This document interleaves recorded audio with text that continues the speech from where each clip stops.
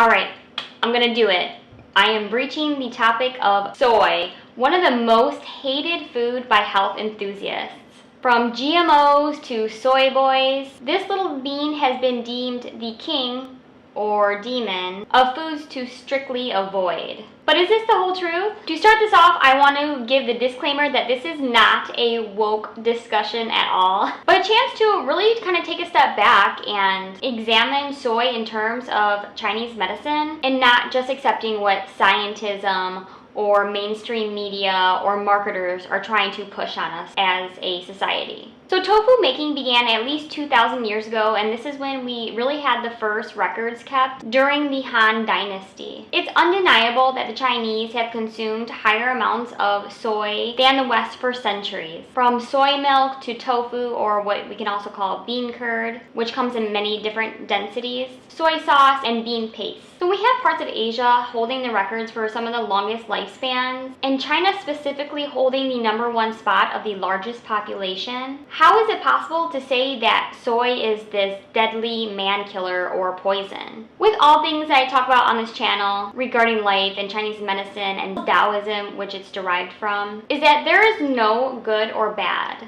Or another way that we can look at this is that everything has a good and also a bad side. This is the proverbial double-edged sword. So let's take a look. In Chinese medicine, soybeans are considered yin food. Generally, this means that they help to calm heat, which is considered yang, or what we would consider inflammation in the West. When we have heat, we often, but not always, also encounter dryness. Since autumn is considered a more drying season, I thought this would be a perfect time to start discussing soy and its uses. So soy is really great for just creating more lubrication or moisture within the body. So things like dry skin, constipation, dry cough are all examples of what the soybean can help relieve by its cooling and moistening action. Soybeans in Chinese medicine are also known to tonify qi and blood. So this makes it a really nourishing food. It's often recommended to breastfeeding mothers because it actually helps with milk supply. Now, I do suggest getting soybeans either organically or locally by someone you trust and you know how they're being grown, because 90% of the soy that is grown is actually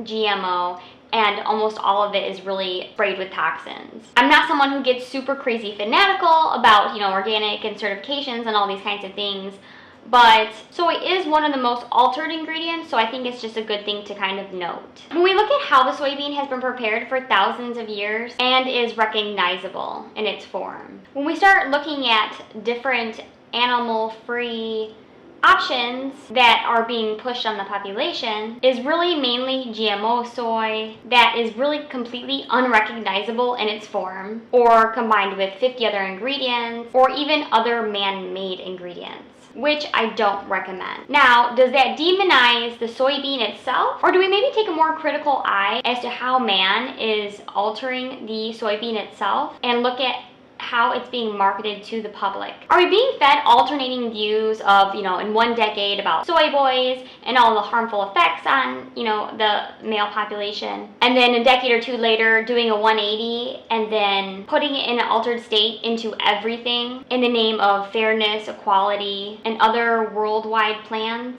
when it's convenient? Simply put, really everything in Chinese medicine and Taoism has its rightful place. If you're depleted of yin or qi or blood, unaltered soy is a really good option of something that you can also add into your regular meal or diet.